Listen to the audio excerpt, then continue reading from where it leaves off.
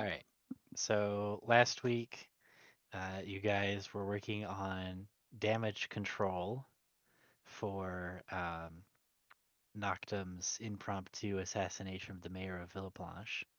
Uh, in doing so, Elijah has made a rather important discovery that he has chosen to keep close to the vest, as it were, and keep from the rest of the party. It's So we'll close see to how the that works vest. It's out. literally secret is hidden in his ribcage at this point. Um, but now you guys have an opportunity. You've got a couple of days before the army is going to be marching on Bateau to plan your assault. So what are you guys doing?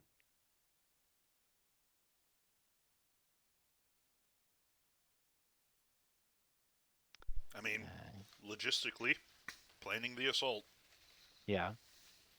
I would say we would need to send a message to is who is he Joffrey or Jeffrey, um, Hmm. sort of alerting him that we'll be moving in a few days. Um, we'll kind of let him know that we'll update him, bring him up to speed as we get closer to Bateau, um, and basically ready any loyal forces inside the walls for the coming days. Okay. So yeah. So Joffrey knows you're coming. I believe he's communicated to you his plan for the forces of Fort Duchar. Here we can bring up the map of Bateau as we're talking about this. Go. So I assume you guys are probably looking at a map and planning out um,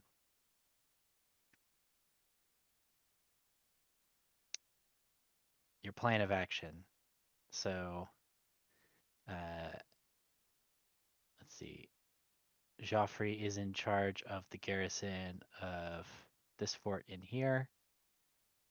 So those are the ones that are going to be you're planning on having be turncoats that will help you get inside.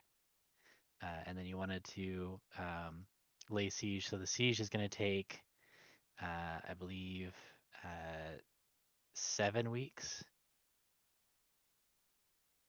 as you guys are closing in and building up your forces around the city.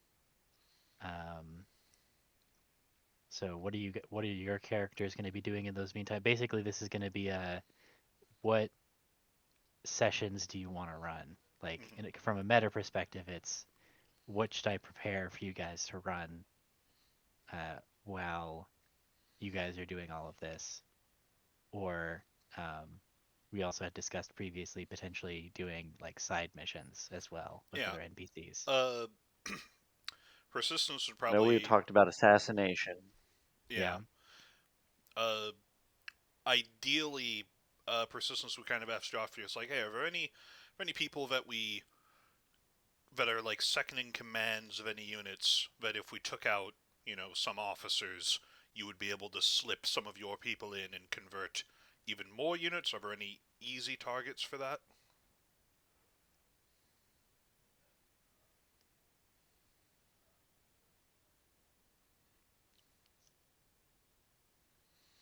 Because that's kind of the ranked thing Mhm. is like turn more units, uh, take out key commanders that can aid with the defense that are not going to be turned, Mhm. and then turn more public support, which is going to be a Minsk thing of like, Mhm. start getting revolutions in the streets, spreading propaganda, all that good stuff.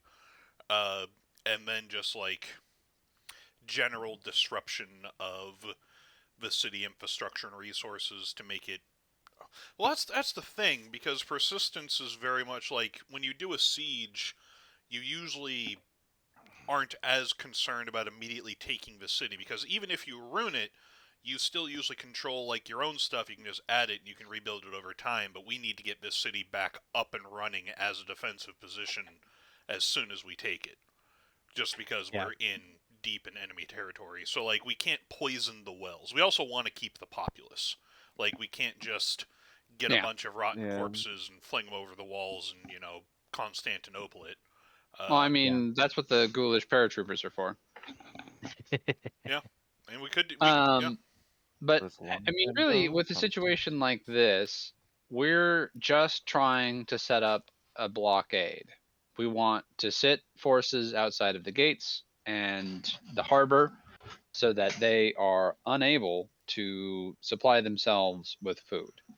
We make it clear to the populace that this is not an army seeking uh, Mongol-like standards of setting siege and then slaughtering everyone inside for refusing to uh, acquiesce. We are here to help liberate them from their government. I don't know what kind of ratios are involved in the governance here, but there's obviously far more people in the working class than there are in even the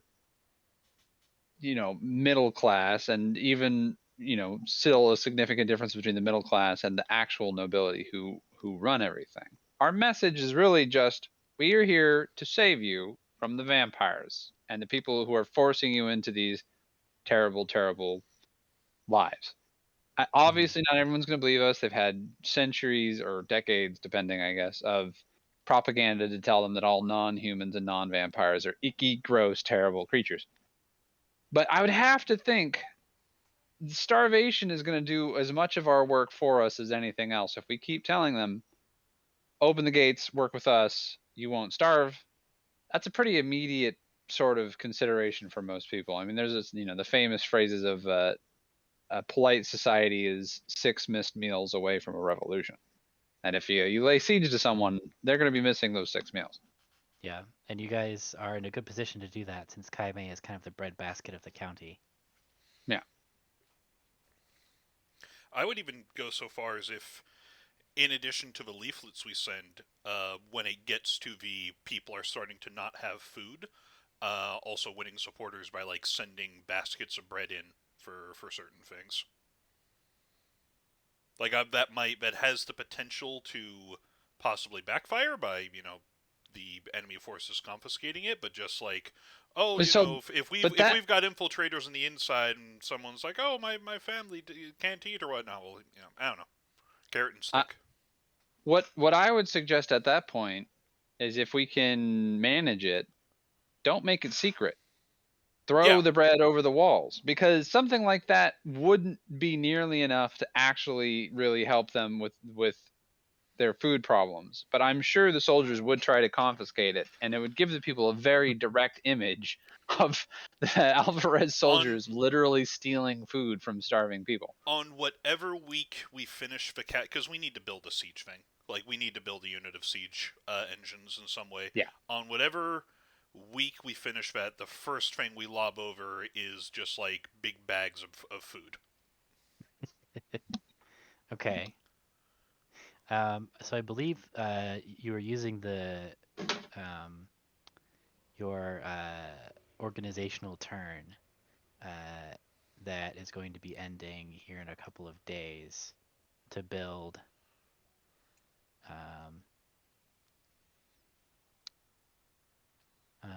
or actually, wait. So there was the organizational turn that ended after the siege. What were you doing for that turn? I forget. That Do you ended remember? after the siege. So, and how many weeks is Noctum? Because whenever Noctum is back, he's going to be bringing a new unit with him.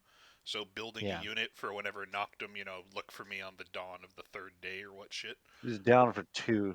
It was down for 2 weeks, right? But that could be what, Yeah. 600 years? So, and this He's is coming back on the or he's waking back up on day 71, and it's currently day 60. So this is the question that I tried to ask to people that I'm not sure how many people actually thought about or planned for. But we have a bunch of tier 1 units. We could definitely do some more tier 2 units easily. Are there any people that want to start mustering permanent units to start, like, for their own personal story and for their own personal martial advantages? I would, I'd feel that Jacques would personally start doing that once we have Bateau, because he would start marshaling the forces of Bateau for him. Yeah. Yeah. I'm technically marshaling my assassins. I don't know when that's going to coalesce into needing to marshal the unit. I was probably gonna treat the assassins more like a spy network Okay. than an actual like unit on the battlefield. Because we need units. Just Hmm. period. Like, it needs Um, to be units. Are Yeah. the demi-humans still just a levy? They are currently a levy, but they could potentially constitute a permanent unit if you wanted to take the time to train and arm them. I mean, they're right there, and they've been in battles, which I don't know if they get to Same keep any thing for the elves, but I think the elves want to experience. go home afterwards. I'm not sure, because that's the thing about the levies, is most of our levies, like, I even marked on that sheet that I sent around for, like, which units are quote-unquote temporary besides the levies. Mm-hmm. Uh, and the demi-humans and the elven artisans, who have been in multiple battles, uh, kind of want to go home. So maybe the diplomatic turn can be Jacques with the demi-humans or Elijah with the elven artisans doing something to convince them. It's like, no, no, no, don't just stay, but stay and fight for us, and let's turn this into something bigger. Mm-hmm. I think it'd be worth a shot.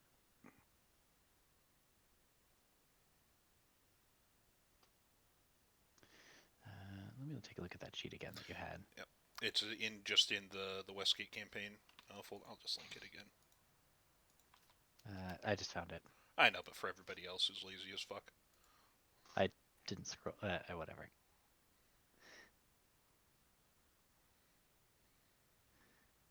Okay, so whenever it comes to the tiers, So the tiers work like a pyramid. So Hmm? you need to have. You can only have one less than whatever the lower tier is. So if you have 4 tier 1 units, you can only have 3 tier 2 units. So okay, right now we have 9 tier 1 units. We can go up to 8 tier 2s, but in order to get another 3, we need to get another 2. okay, but like, so whenever it comes to raising a tier 3, can I just raise a tier 3 archer? You can, but right now we only have 3 tier 2s. So we raise the demi-humans as a tier 2. I'm also going to delete the Erdo also stormtroopers. requested that when you Yeah. raise a unit, you try to find a leader for him. So Oh, the demi-humans have one. We just make their leader permanent. who's the leader? The one girl from My Hero Academia. Yep, You go talk to her. they Donna have a built-in Shimura. leader. Yeah, if we raise her as a tier 2, I could try to raise my archers as a tier 3. I think that'd be a good Jacques thing, is immediately after the victory. Raise them. It's. I don't know, Jacques, what do you gain bonuses for again? In combat, like I said, it's for broken. Like I help rally units. Okay. Because I benefit That's the from. like it's between infantry and cavalry. It's like at the start of my turn, I think I can pick a unit that's broken, and then it makes a really easy rally save or something. Well, yeah. Let's see. Because I benefit off of infantry as well, especially infantry that don't already have the harrowing trait. The problem is persistence has not had a good view of the demi-humans so much, and I'm not sure that would be like a bit of a turn of heart for him to want them to be commanders, and I'm I not feel sure. I think Jacques would definitely move to try to keep the demi-humans here after how well they've proved themselves at Time A being absolute just beasts against the Alvarez.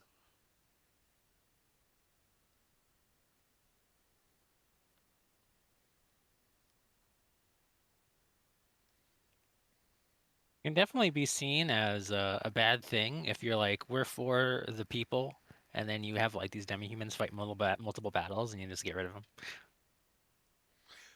Well, I don't know. getting rid of them, we wouldn't be like executing them or something. We'd be promoting them to full soldiers as opposed to letting them Yeah, but if just you go don't home. like give soldiers like food and payment, they get kind of rowdy. Oh, we're going to. Like, that's not even. You guys have been feeding them at the very least. Yeah. It's just a matter of I'm do just we ask saying them? it looks kindly in propaganda if you reward them with a position, a decent position in the military. Yeah. Certainly do that If if they can that's. gain ranks, that'd probably look good towards other demi-humans. It's like, oh wow. Trying to think of what they would gain to become a tier 2. Well, it's kind of a third thing. I know I love the pike training thing, but I think that's a bit better than a tier 2. I don't know how they do the balancing stuff. I don't have. So I think the only unit that has pike training is the tier 3 unit. Yeah, Like the tier there's 3 a lot of special unit. one-off things. Yeah. Yeah. No, I know. So, with the elves, we could give them the artillery. That could be how we make them the tier 3. Yeah, So but I you want like the elves being the tier 3. So we need the demi-humans as tier 2. Yeah. weren't you raising a unit of you were salvaging the artillery from the battlefield? I feel like that was one thing you were doing. Yeah. Yeah, we were. I'd Because forgotten. I don't think anybody answered my initial question that I had, which was what were you actually doing with your last uh, Oh, organizational that's what turn? I thought. That was what this Yeah, would that's be. what Is we're trying to after do. the battle, we would Yeah. turn the demi-humans into something. No, well, so the battle happens. Um, so there was a turn that started on the 50th, and the battle for Kaime happened on the 55th. So Ah. there was a turn in there that I don't remember exactly what you guys were doing because it wasn't going to impact the battle, but it would be done now. Oh, well, that's probably after the battle of the promotion. I think that's what makes the most sense, especially if Okay. we're scavenging materials to make these demi-humans better equipped as well. Like, I guess that depends on what. We killed a lot of dudes. You did, yeah. So You've got plenty of equipment. You just need people to use it. Yeah, honestly, they sent so many people in plate mail out. You don't need to train these demi-humans too much to just give them like decent armor well, and equipment. equipment is different than tier and. You can just sell it however you want to. I It's know, just you I don't know. have to break your back justifying it too much. So here, I'm gonna give you guys a handout here. So you should be able to edit this. So I Okay. want you guys to When basically. when is Noctum coming back? What turn is that? Because he's coming back with a unit, so we can already get that out of the way. Is that going to be 2 or 3? Well, that's an RP unit, so that doesn't count against Well, but this. I mean, in addition to the RP unit, I think it Oh, would for make like sense your for him to commanding. bring, another force of undead in addition to the RP Okay. stuff. Let's see. So he wakes up um, on day 71. So that's actually during turn 1, right? Okay. Or no, that's the start of turn 2. All right. So he would get here because it's going to take him a while to actually march here. Yeah. Here, I can So go and look. so can we do him bringing the additional unit of undead would be week 3? Yeah. Okay. I assume you're typing that in. I'm waiting for you to confirm that it is, but yeah, I can do that. Let's see. So Castle Noctum through the swamp.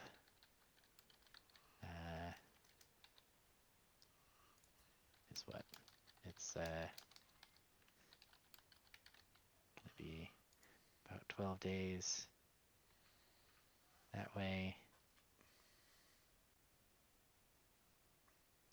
Then 16 days.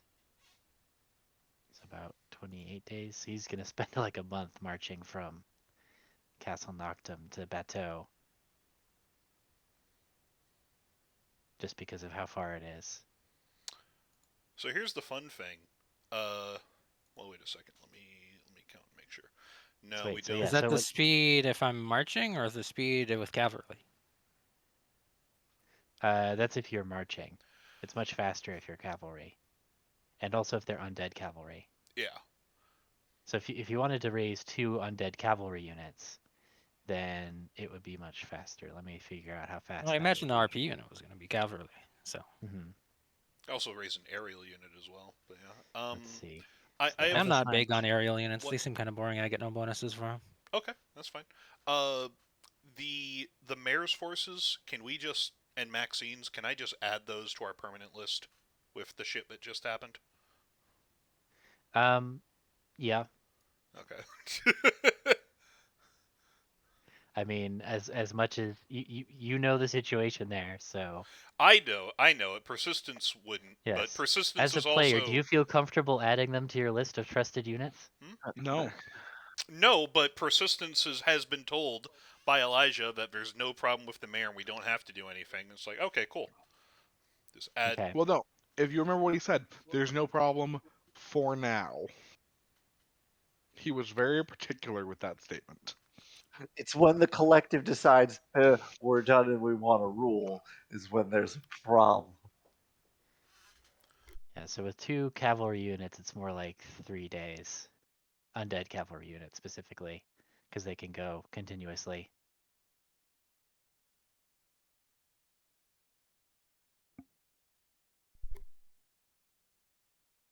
Sorry, somebody came in. What? Did I miss something? I was just figuring out how long it would take the cavalry to get to Bateau from Castle Nocturne, and it's more like 3 days as opposed to the like 30 days that an infantry unit would have to do. Yeah, and unless like Elijah's been cagey about it, but unless he gives a very good reason, it's like, okay, the mayor's gone. If we don't have to worry about the commanders and the commanders are acting loyal to us, then persistence would just roll them in to the rest of the command structure. Especially since the mayor's dead, so there's really no one for them to, no intermediary to go between anyways. So like there's no What would practical. be the As duration of recruitment if I recruited on like the border of Noctem? What do you mean? Well, if I just like get infantry at the border of Noctem through various Yeah, means, would that be a little shorter?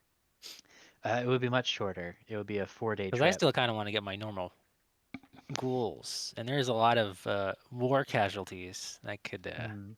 attract a swarm of them. You know, Yeah, so that would be you could go and you could pick them up at Kernwith basically, because if I want and to it would get be ghouls, it feels kind of hard to justify them not in the area where like hundreds of people died, thousands, or whatever. hundreds. Yeah.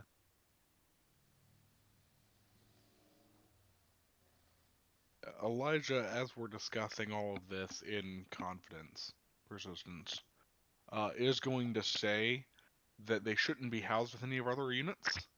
And when it comes to battle, if they die, that might be a good idea. Treat them like the fodder. Just kind of looks at Elijah and is like, understood. And burn the dead.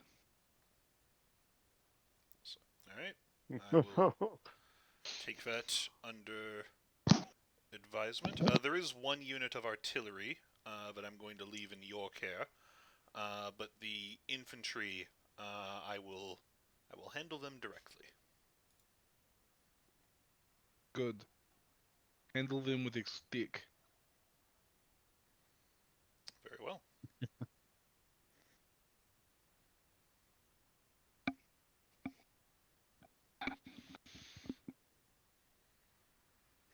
All right. Well, with that, I guess that they are pretty well folded into your organization, so I'm going to go ahead and just move them also.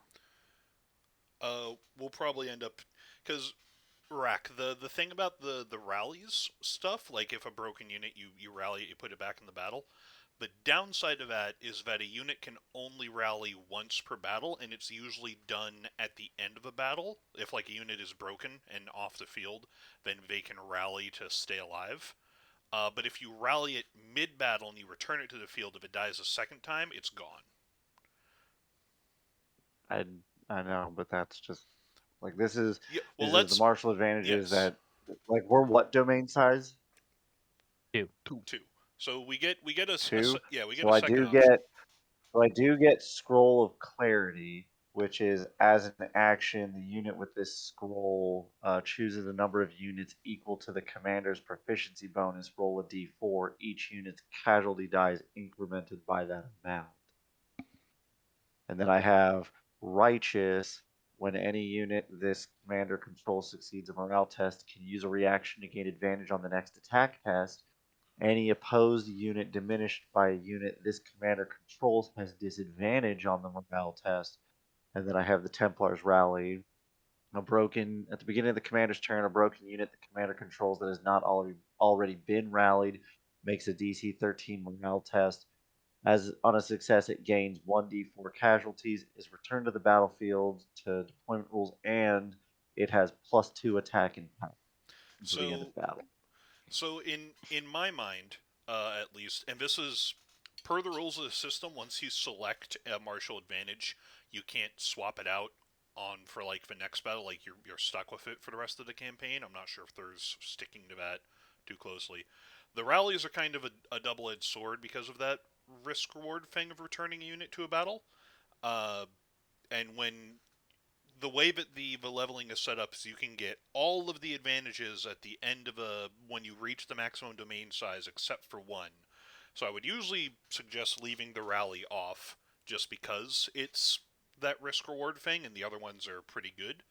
Uh, but in this specific case, if you've already taken rally, uh, and we can use it to like if we're treating these via plunge people as expendable, just noting that.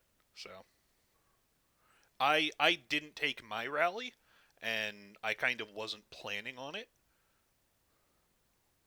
Eventually, I'll get execution, but that's not until domain level 4. So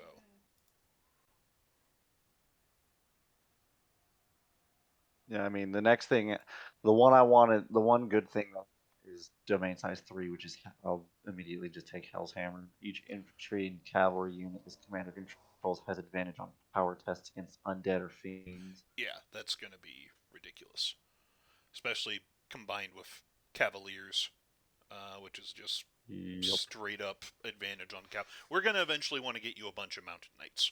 Uh, to the point Right. where I almost want to know if the demi-humans have acquired horsemanship over the course of the battle. I don't. That's kind of stretching it. I don't think so. But I mean, there is an order of knights to the north that Jacques has some connection with. There is? Yeah. Huh. You were a member of the Order of the Clenched Fist, which has their headquarters in the north eastern corner of the map of Montalban, if you look. Yep. I thought those. I assumed those were going to be loyalists, but that's me. Yeah, probably. But who knows what'll happen in the future. This is true.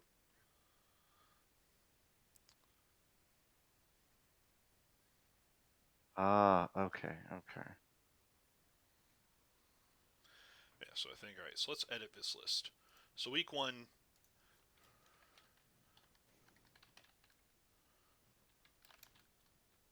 Okay, All right. So week 1, demi-humans is a tier 2 unit. Week 2, elven.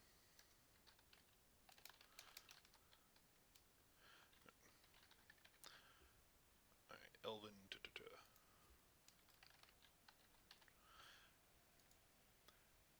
Okay. So there, I think that's our first 3 weeks. Week 1, demi-humans, tier 2 infantry unit. Week 2, elven artisans as a tier 3 artillery unit.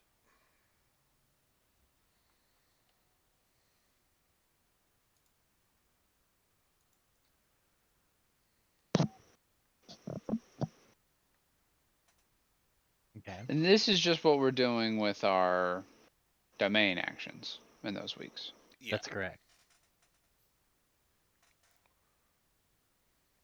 So there's also the question of what are you guys doing with yourselves, and what are you guys doing with any NPCs or like side PCs you'd want to run adventures with. So we had previously some suggestions about a mission to sabotage the fleet at anchor, Mm-hmm. a student rebellion, looking for more members of the demon cult that you guys found in Villaplanche, and see if there's anybody there that you could stir up. You guys also talked about um, blockade and then bombarding with bread. I feel like that's going to be how Cusco. How long into this 7 week siege do you think the populace would start starving? What's a reasonable amount of time for you? I mean, that really depends on how well they have prepared for this ahead of time. I don't really know. I mean, Jacques would probably be able to say what kind of provisions a city like this would keep, because unless this city is really was well ahead of time, really expecting that they were going to have to worry about a siege. They might have provisions for their troops, but I cannot imagine they would have all that much stored away for all of the people. I mean, we showed up and took over Kaimi how many weeks ago in game? Let me look at the timeline here. Um, so you guys occupied Kaimei on day 20, and it is currently day 60. So it's been A 40 month. days. Yeah, a Yeah, a little little over a bit like month. yeah, almost a month and a half. And what Um, time of season is it? it is currently fall. Like it is currently the harvest season. Mm-hmm. So their their supply situation is going to be looking grim because they were expecting like all of their like they've run through all of their like stored supplies from last winter probably because those aren't going to be good anymore. Right. And like they have some stuff stored up for winter, but like they were just starting to ramp up into main food production territory when that was cut off. Right. Um, so it's actually, now that I think about it, it's actually probably looking a little dire even without you guys intervening. Just because, um, like with the pirates, you've set the pirates and your submarine off to do interdiction out in the sea, and so supplies are having a hard time getting in that way. Um, and I mean, you guys get reports from them, and like they're taking prizes and sending them off to the like probably to the UDDC. Um, so like they're having a hard time getting supplies through that way. Um, Villaplanche is potentially a way to get supplies through, but you guys control that as well. Um, and then that's really like, and then Kaime is the other way. So like they're kind of stuck. Yeah. Like Effectively, without even really trying, we've already cut off their supply routes. I yeah, mean, what like what I'm imagining is, I mean, because they have all kind of the rest of the countryside. Even if Kaimi was the breadbasket, they would have yeah, other farms in the area, because this whole area looks to be yeah. So relatively so agricultural. yeah, so this whole area then is like the farmland, right? Right. This like river valley here in Right. between the swamp and the desert. But Uh, essentially, we would have cut them off from 2/3 of their normal food territory from Villaplanche and Kaimi. yeah, so the last remaining supply link that they would have would be from Fur Yeah. coming in from the north. Either, like probably like if the Fur has like some farms and stuff around here, there's probably some farmland in here. Yeah. and then they can bring in supplies the long way around from like Villicus and the north, and potentially going through the Sudachet. So and we're looking at, they only have had 40 days to kind of look at this. We have already laid siege. This implies that they would have to bring up some of their some of the men who would probably be working the fields normally in this time are probably then brought into militia or military service of some kind, even if it's not a huge amount, because it seems like they've got slave labor or indentured service or something of Yeah, that nature. most of the Alvarez like labor force, like well, unskilled labor force, Right. is slaves of some kind or another. Um, and That so What's interesting with that is, in societies where that occurs, you typically need to keep more military forces on hand than you would otherwise, because if it gets too low, slaves have a habit of rebelling, especially if you have agricultural slaves who happen to be holding implements that are good for poking people and smacking them. yeah, I mean, what do you think you guys are doing? I mean, yes, exactly. I mean, that's what I'm saying. So looking at this, I mean, it's really, were reliant on having everything working perfectly to not have to worry about anything. Yeah. So it seems like even if they immediately started storing up what food they could, 40 days seems like a lot to prepare for, but it's really not that much for a city of this size, when it's like, cool, they can plan to get food, but how long would it take for them? Like, let's say on that day they have 40 days exactly, and we throw out all bureaucracy and indecision and fog of war and think, hey, they're going to start sending supplies from Villicus. How long would it take for them to get all the way around? Because Villicus uh, and yeah, Federer also need to eat. So, but yeah. I'm just saying, like, looking at that, I don't think they would have been able to get much there in this time if they had started immediately, right? No. So actually, this is an interesting thing that I was reading about, um, with uh, it was somebody who was doing like an analysis of Lord of the Rings and and Game of Thrones. Hmm. And apparently in the Game of Thrones TV show, there's like a big battle over a supply wagon. Yeah. That's like it like takes place over like a like 100 miles or something like that. And he was saying like actually overland travel with supplies is extremely difficult pre-industrial era with trains. Right. Um, and so if you want to supply an army or a city, you're really looking at a realistic range over land of about 25 miles. Um, and so if you'll notice, um, Fortifer is 60 miles away, and that's not even like moving on to um, where the actual like excess food would be coming from, Right. right? So like it might not actually be even like physically practical for them to send food convoys from Right. overland And where Bateau is located, it's based on No, where Bateau is I located. definitely agree with that. I mean, that's why I'm saying, looking at this, Yeah. of like, they're, like you said, they're just in a bad situation regardless. If all that had happened, if we were a comet, if we weren't just an organization that was then moving on Bateau, if we were just a comet that took out Kaime and Villaplanche, they would already be in for a rough winter. and they But probably wouldn't have. But it's not even a meteor because they expected to be done with us. They expected right, it to be yes, done and then go back, so they wouldn't have even pre-planned to do a convoy. And now that we're around the city, it's like there's nothing getting in. They yeah, didn't. They didn't pre-plan. They didn't. I don't think that they would have pre-stocked. Their plan was they were going to put us down and then gain access to Kaime again. right. So Yeah. So I, they've realistically had 5 days There's to figure out what they're doing. if that, because we Yeah. killed so Uh, many, we made sure it was as difficult as possible for word to get back.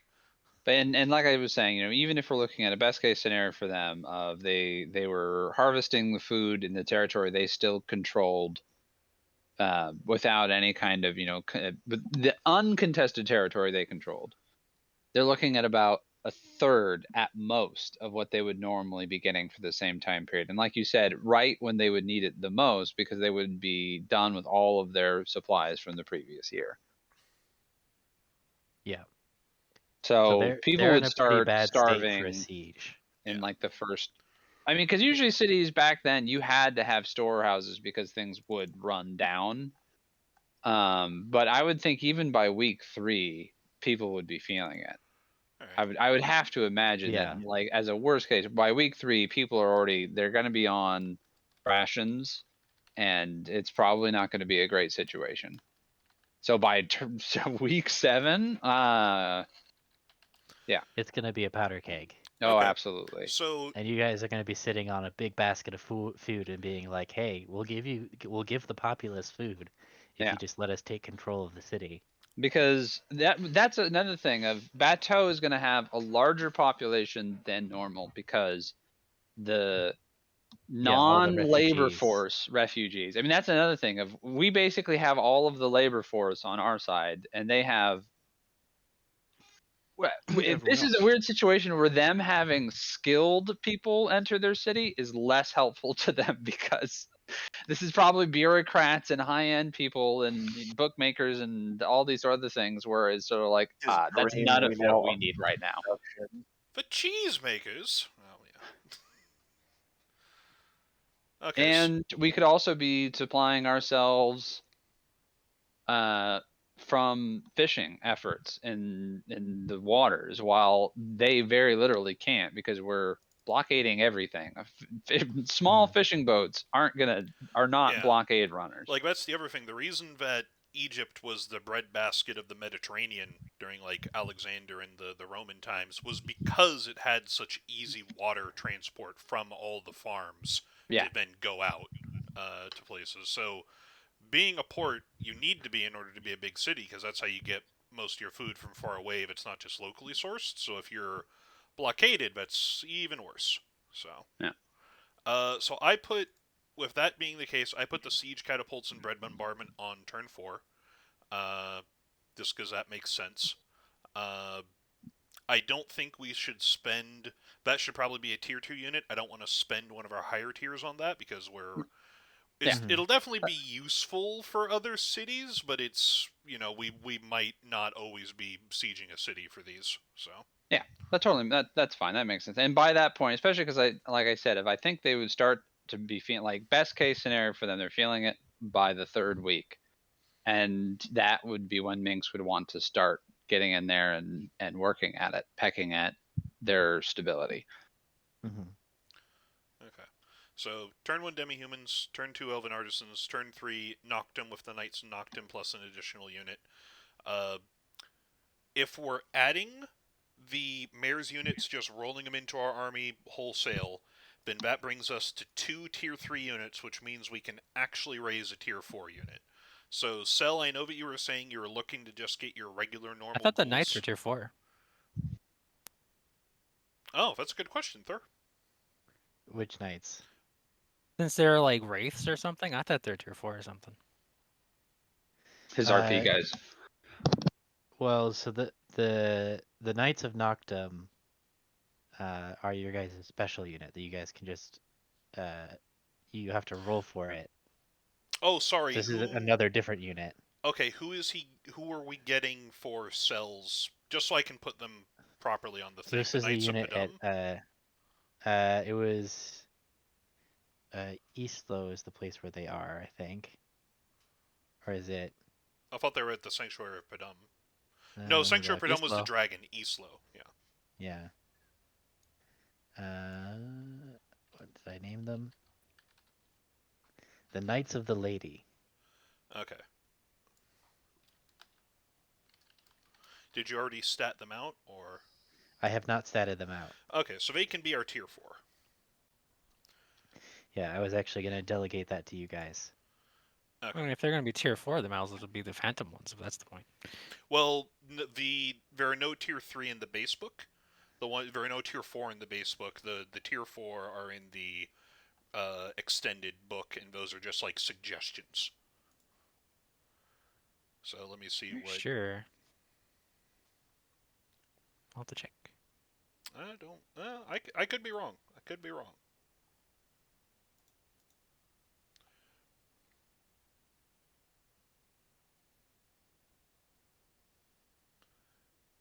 Yeah, the Black Wind Wraiths aerial are an aerial unit in their tier 3.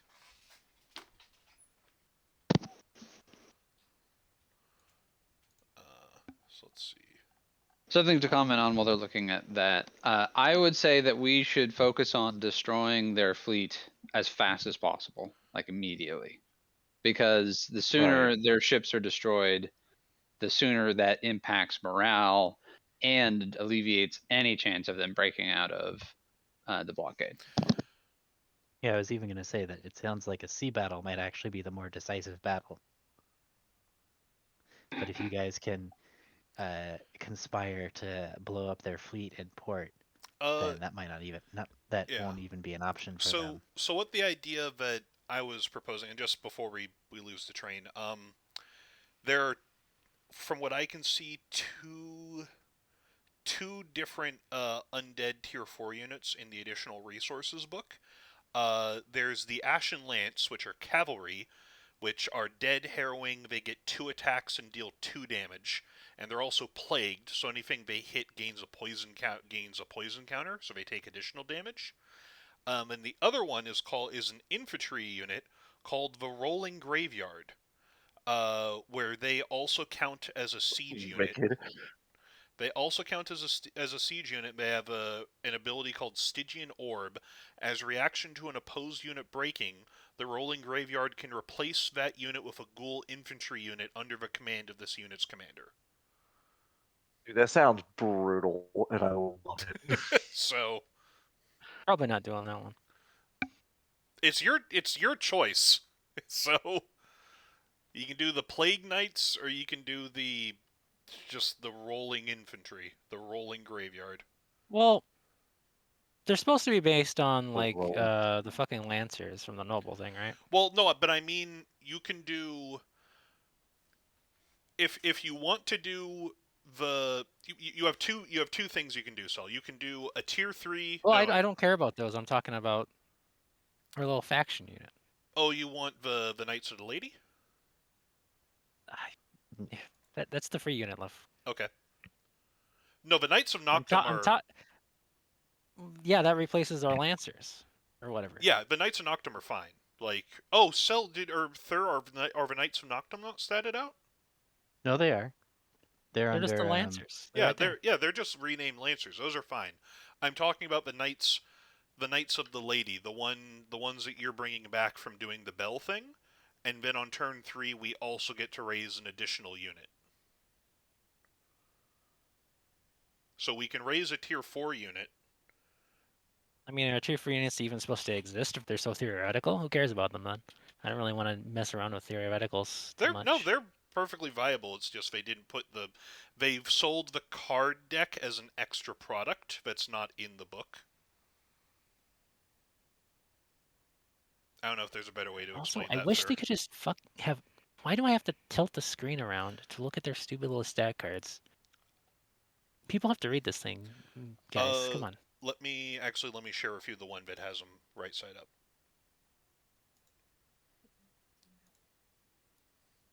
I'm already looking at them sideways like an idiot. I don't need it. Nope. Okay.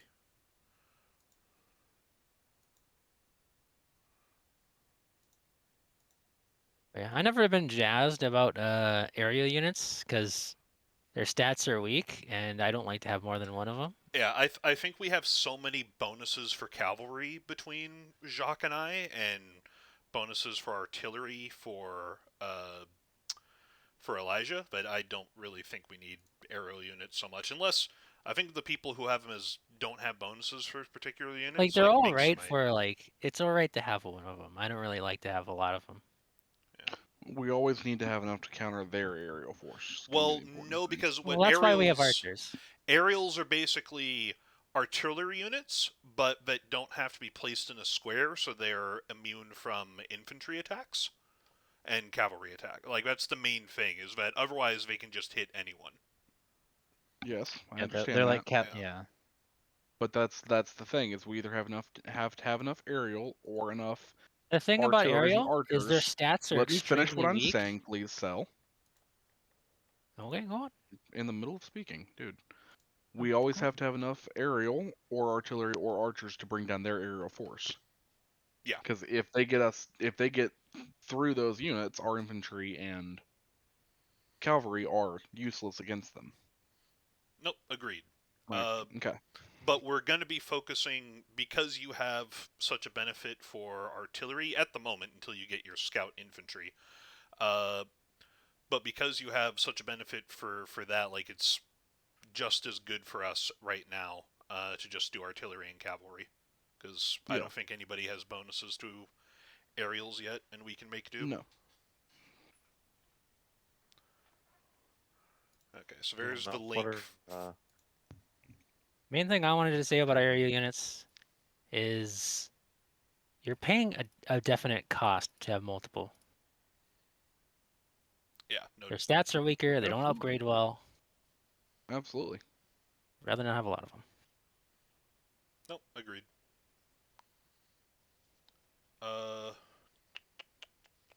When in doubt, if we're worried, we just make the we make the Villaplanche people cavalry, just ensure they get, or make them aerial, and make sure they get shot down. That's yeah.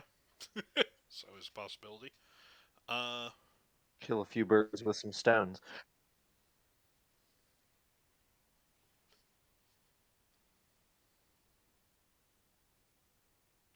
I'm not super jazzed about tier 4s. You guys can choose one. Okay. Well, if he's not Like someone else have the flying units. I don't really want it. Well, we don't need to do flying. Okay. I'll Do what you guys want. That's No, fine. that's fine. No, I get it. I get you. So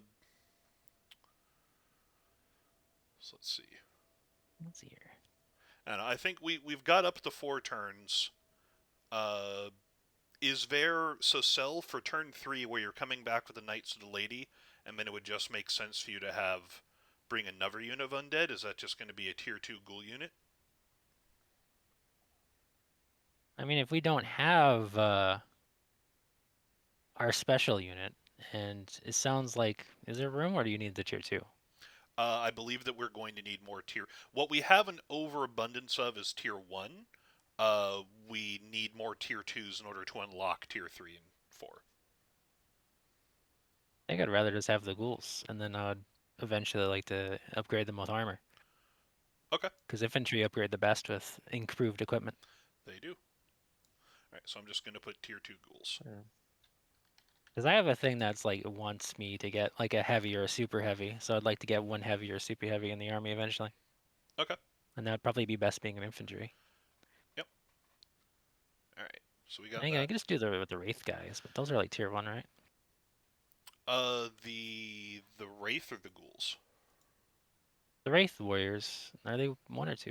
I think that the Wraith warriors are actually, funnily enough, a tier 3 aerial unit. What? Wraith tribe warriors. Oh, Oh, sorry. Yes, they they're are. tier Wrong 1. one. Yeah, wrong Wraith. Let's see. Don't worry, Led's just losing his mind. Let's see here. So they're tier 1, huh? Alright. Oh. It's Upgrade also to tier 2 then. there's also the thing of after we take Bateau, this is going to be, I think, a large layup to Noctum and then the Archdruid. But are the Swamp Hunters and the Wraith Tribe people going to stay in Bateau to help with the continued campaign, or are we going to go back to Noctum to start rebuilding and fortify so that our western flank is secured?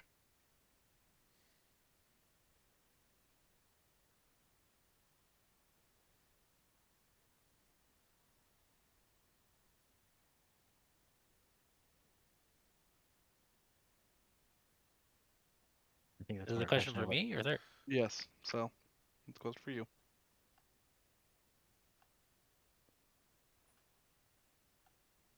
I don't know. It seems like more of a DM question.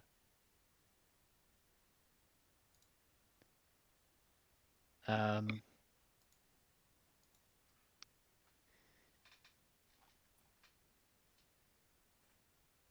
I think they probably wouldn't want to stick around too much.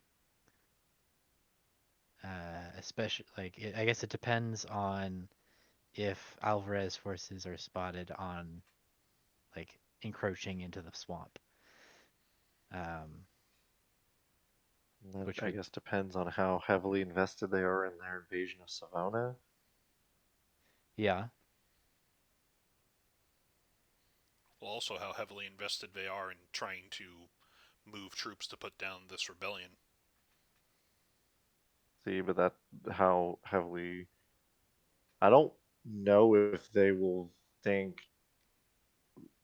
I think that the Empire will like fully take note of this rebellion and like heavily send forces to this when we kill Count Blackwood.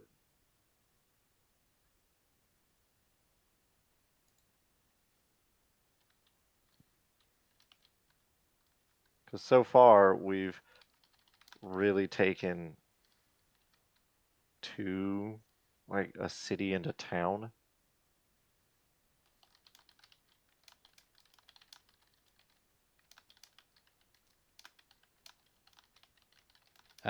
If you take Bateau, you'll have taken a city and a town. Yeah, you'll have I taken half a mean, I'm county. including Villaplanche. It's 2 towns. Yeah, so two towns and a city. Like, I feel like if we then marched on to like Villicus and we took Villicus and killed Blackwood, then the Empire would be like, okay, maybe we should look into settling this crap.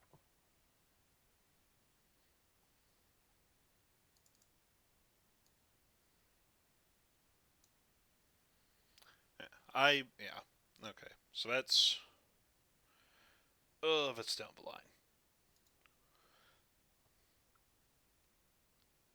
Okay, so I think we've got 4 turns of what to do for intrigue turns set. I think we're good. Thur, that's good enough for you for now. Yeah, that should be good enough for now. Okay, are you going to stat out the units, or do you need to ask us to do the statting out? Let's see. I would probably delegate that to you guys. Either unless you want it to be like one of the standard units, in which case I've probably got the stats already in and I'll just copy and paste. If So like, there's tier 2 infantry humans and tier 3 artillery elves, I think that's simple enough. The ghouls are standard, and then okay, whatever dwarves. Because the siege catapults are probably being made by dwarves.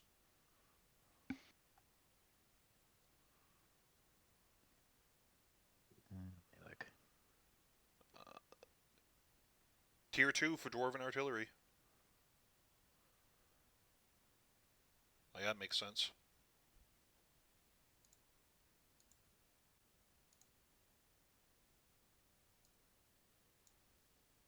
Standard dwarf units. Let's see. Oh, it's a trebuchet. It's the superior siege weapon.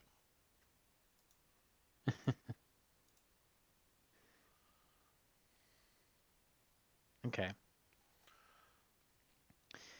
So I'm just going to go ahead and mark that down. So this is going to be, so the tier 1 human infantry unit, I believe, is the, or the tier 2 human infantry, I think is the shield maniple. Yeah. Which I believe I have already entered in. Yeah. So I can do that one. Okay. And then there Yeah, is so I could do these then. yeah, and there is a tier 3 elven unit. Uh Man, going from levies to tier 2 and tier 3 seems weird, but it also they've gotten enough combat experience and stuff. I don't know. Yeah. Let's see, the Elven Thorns. Yeah. Okay.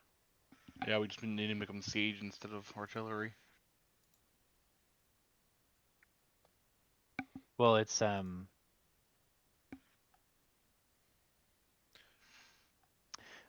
Because you're giving them the cannons. Yes. Oh, that changes things. Okay. Oh, Yeah, no, we're giving them Elves the love cannons. cannons. Okay, I had them put down as Elves love cannons. The weird thing about the warfare system is artillery is not artillery. Artillery is archers. Yep. Okay, so that's slightly different. All right.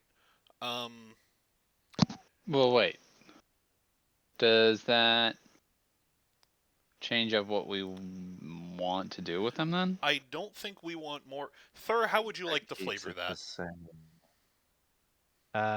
I would probably actually make it like I'd probably use the human catapult I because I've been doing the human artillery, the catapult as cannons, and so I would just swap out for elf stats uh because I can make that adjustment. I actually wonder because the whole reason that the elven levies have been artillery is that we gave them those bows and stuff from Noctum. Yeah. So if we just want to give somebody the cannons that are left over on the field, we can just give them to the demi-humans, make the demi-humans the artillery battery. Like we've got Or the siege. we've got Get 8. Demi-Human Siege Yeah. and keep the Elvins artillery. Yeah, that works for me. I'm more than happy to keep my Elves artillery. Yeah. Okay. Make the Demi-Human Siege. Okay. So the demi-humans will be cannons. Teach those demi-humans some trajectory, and they can haul around all the heavy equipment for artillery. Yeah. Yeah, I get benefits to infantry and artillery. I don't get anything to siege, so I actually prefer to I stay think artillery. siege is technically still artillery. It's just the You problem think? is they can't move and fire in the same turn, so your skirmish thing doesn't work. Then that's what I need. Yep. Yep. But we can give them to Jacques or to Aerith, because Aerith wants to be in the back line anyways. So, okay, so that means that for turn 4, doesn't make sense to also do troubleshoot. Do the humans do like the improved siege damage stuff? The catapult. Yeah. Let's see, they have adaptable and siege engine. So whatever siege Yeah. engine does. Siege engine. Where is siege engine? I think that's just the shitty thing.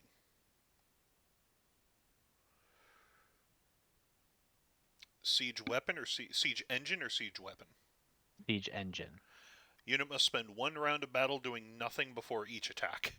If this unit can attack a fortification, it automatically hits and deals 1d4 plus 2 damage. So that's going to be good for this siege, but that's not going to be great if we ever, meet on an open field.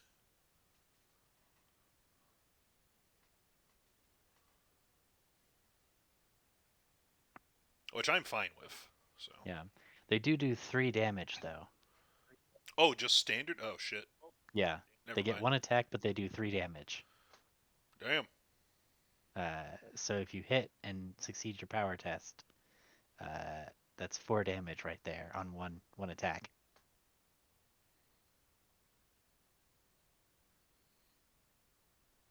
Okay. Okay.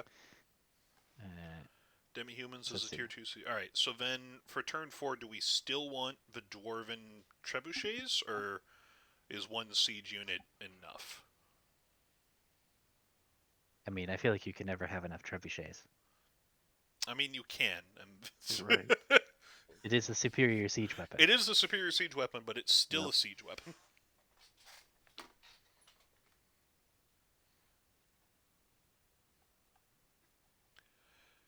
Yeah, and I would say we also, keep 'em. Elijah, yeah, for your reference, they have a different icon in the stat things, but siege things are still technically artillery.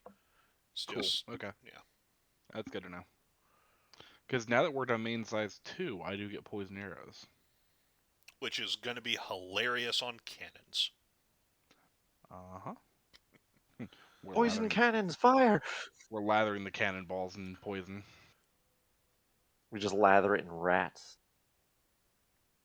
Guys, let me look. What Poison do it that Thorns way. do? Man, Dwarven Engineers make sense for the Dwarven levies, but I think they're less likely to stick around than the Elves are. Ooh, 2 attacks.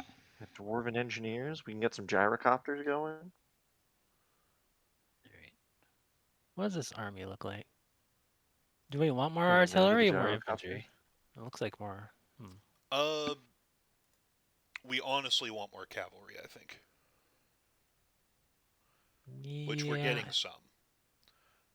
We have 8 infantry, 4 artillery, 2 cavalry, 1 aerial, 0 siege, and then 1 support. Yeah. Let me know if you want to tweak that one, Thur.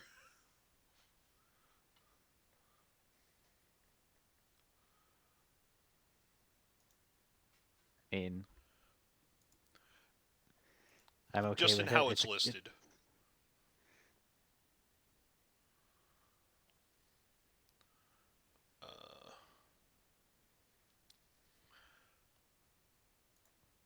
What is the Dwarven Trebuchet?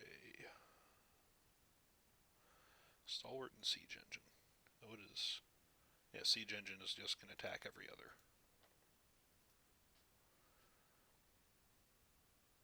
Oh, the Dwarven Trebuchet is still 1 attack, 3 damage. They just have Stalwart instead of Adaptable.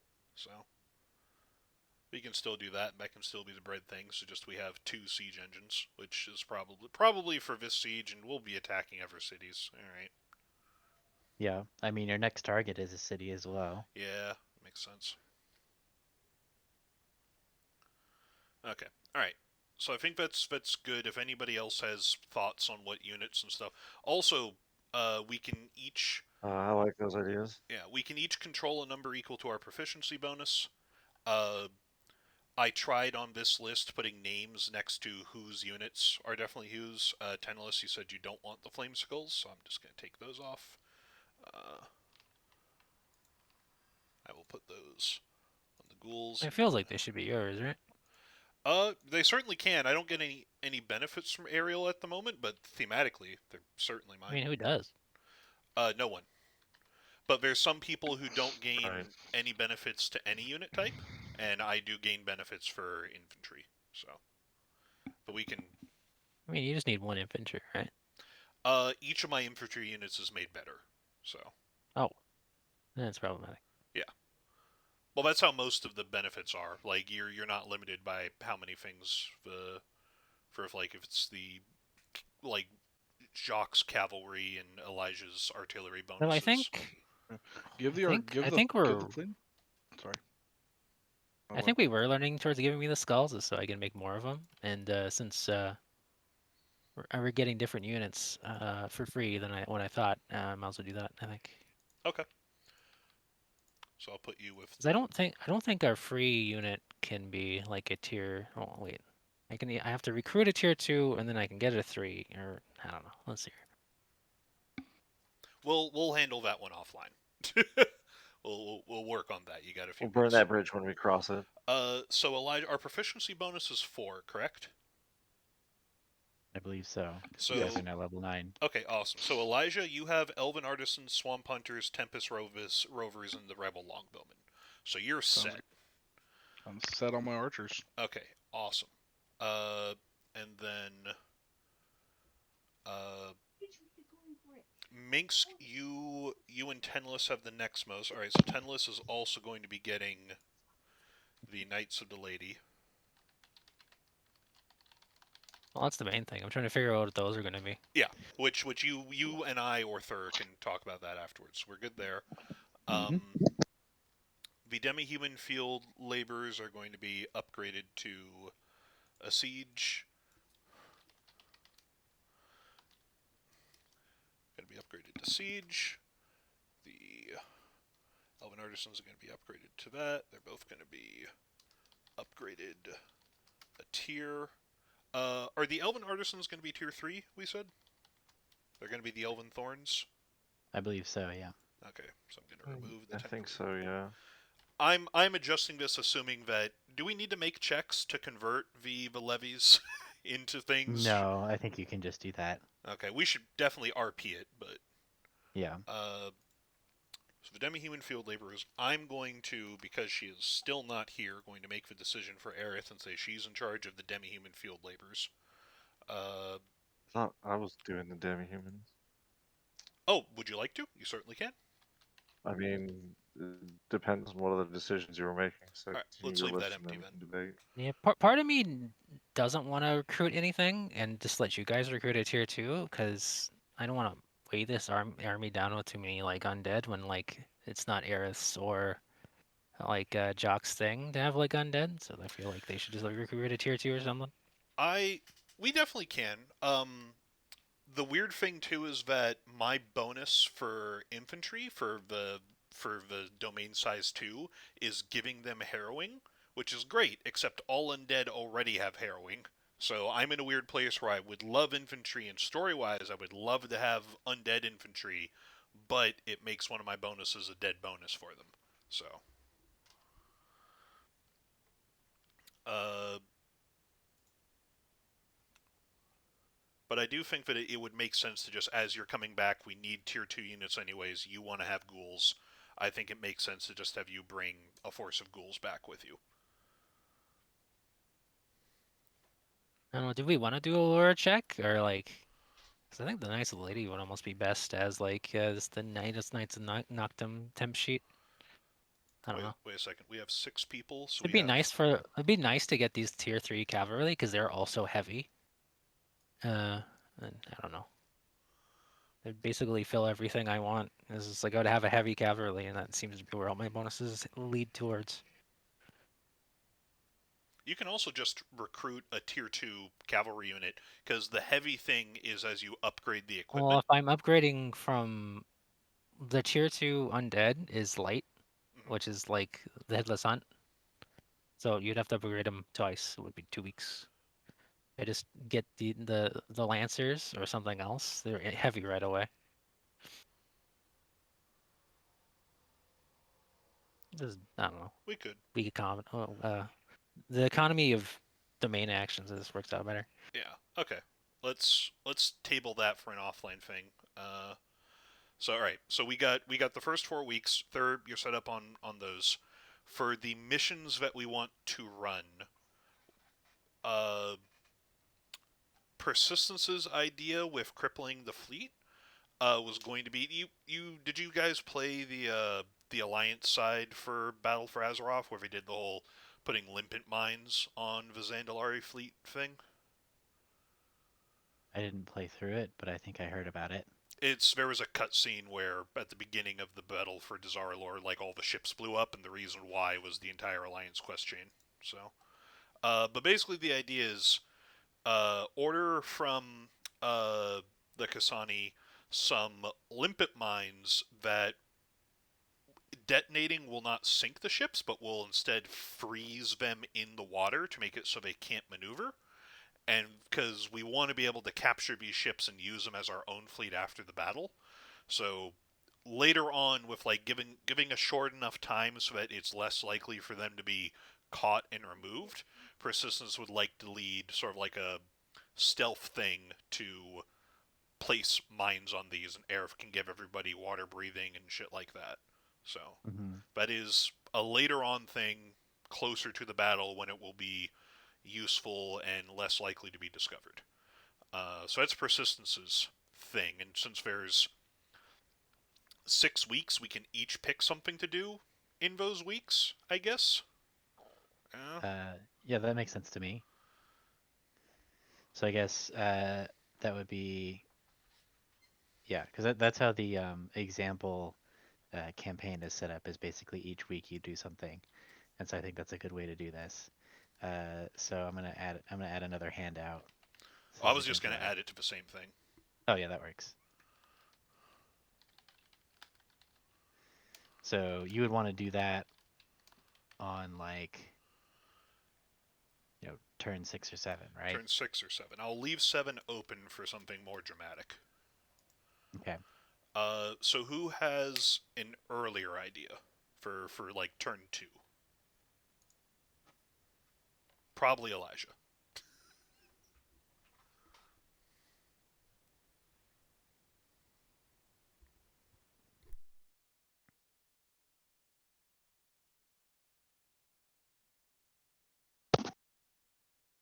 Does Elijah have an idea for tier 2?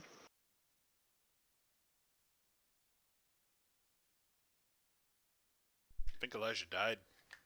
Dang. All right. I would probably. Well, that's. Are we arriving on turn 1 or are we arriving on turn 2? You're arriving on turn 1. On turn 1. Okay.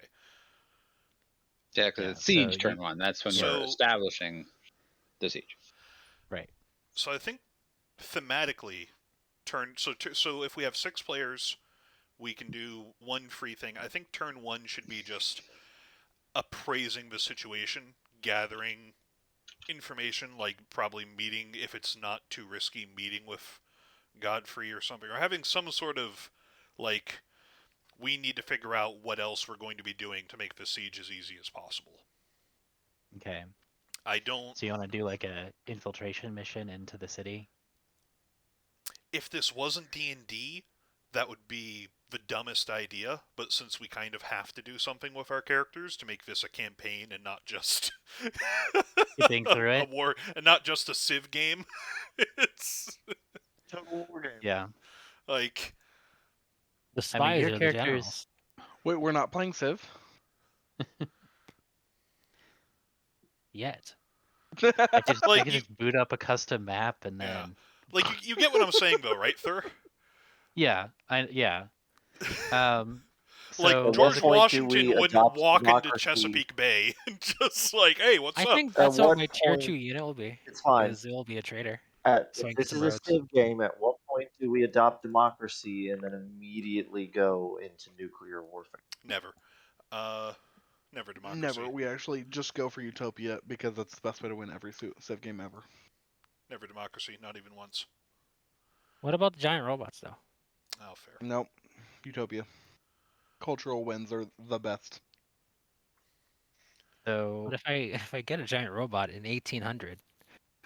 there is also the other thing that you can do is you can leave your army to like besiege the city and then send your characters uh, somewhere else in the county to try and recruit reinforcements or go and pursue side objectives.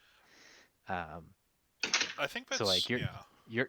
your army is full of capable commanders who are capable of running the siege in your absence if you have other things you'd like to be doing in that time. So here's my all right. So first of all, the other let's do the low hanging fruit. Elijah's gonna assassinate some people. Minsk is gonna lead a student Absolutely. rebellion. What weeks do we want to Absolutely. do those? Let's start with what we know we're definitely gonna do. Let's do the student rebellion on like 5 before the fleet or something. I feel like that would be the um like the last thing you do before you assault the city, Yeah. right? So that would probably be 7.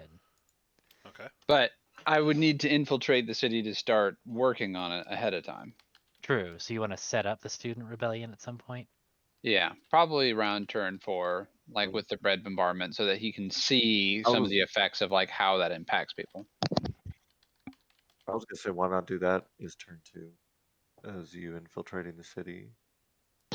I would think that'd be a little too early though. I wouldn't want to enter the city to start talking to people until they're feeling the hunger, because if you go in too early, you might get reported. If you go in when people are already starting to feel hungry, then they're thinking about their immediate future. That Oh, makes sense.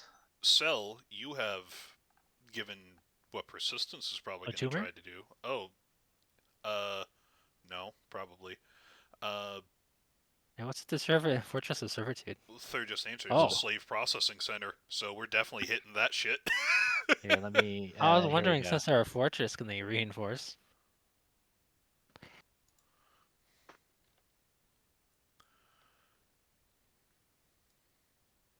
Sounds like they should be dealt with.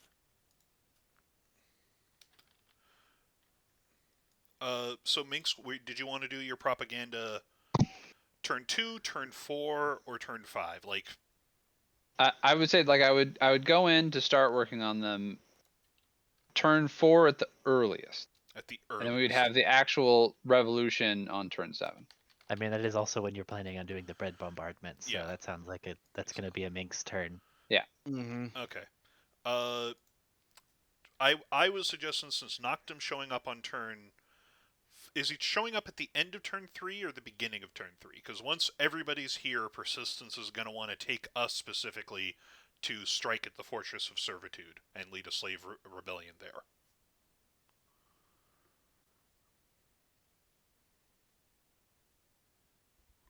I think he's showing. I think we get Noctum for something in turn 3, right there.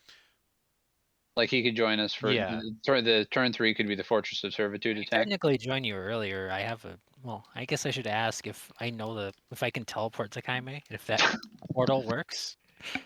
Because I get to learn 2 runes, and I wanted to learn the one in Noctum, and I was thinking about learning the one in Kaime.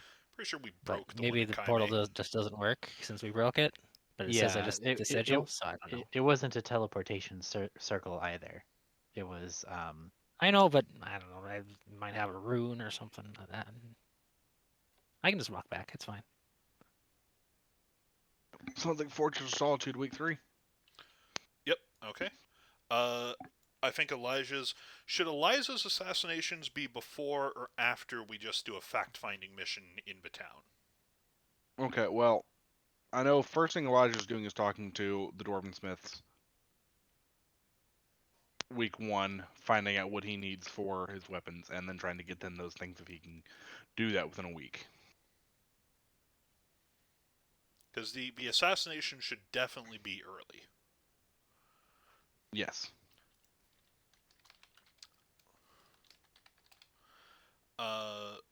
Minx So is week student 1, rebellion. I talk to dwarves about weapons. Week 2, I go kill some people. Okay. so you want to go and do that first then.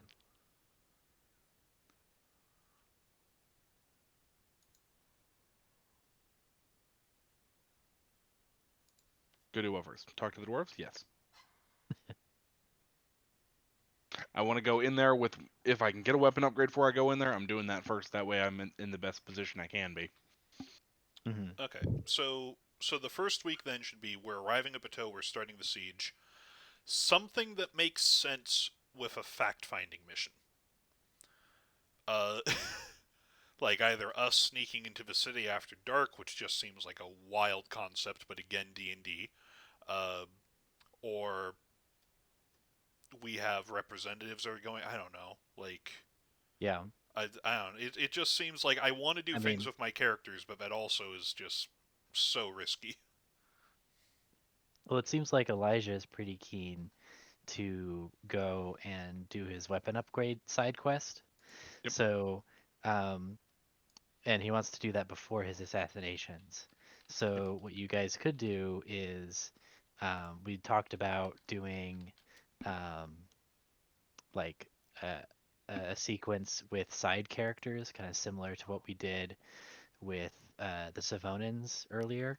Okay. So you could have them be the fact-finding mission team, and then you guys go off, and in that week you're doing the dwarf side quest. So you can be doing those two things kind of simultaneously, and also maintain verisimilitude about. Well, of course we don't send the leaders of this whole rebellion into the middle of the enemy city. Yeah. Yep. So does that sound like a good plan? Awesome. Okay. Okay. All right. So I just saved the intrigue turn plan thing. So Yep. siege turn 1. Demi-humans is Yeah. a tier 2 siege unit, Elijah's weapon upgrade, and retainer fact-finding mission. Yeah. Yep. Week 2, Elven Artisans is tier 3 artillery, Elijah's assassinations. Yep.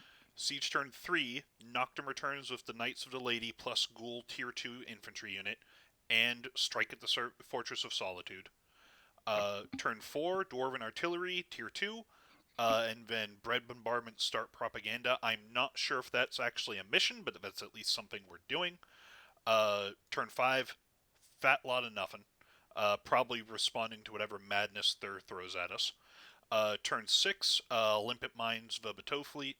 And then 7, Student Rebellion and the actual breaking of the siege. Right. Cool. Okay. So a couple of notes then there for that. So we can do starting, I guess. Well, we'll probably do the lead up to the siege and then starting on the weapon quest next week, so we can do that side quest first, and then that would give, if one of you guys wanted to run that as like like, because we talked about doing that. I don't know if you guys are interested in doing that. For Uh, the fact finding or the weapon upgrade? the fact finding, Okay.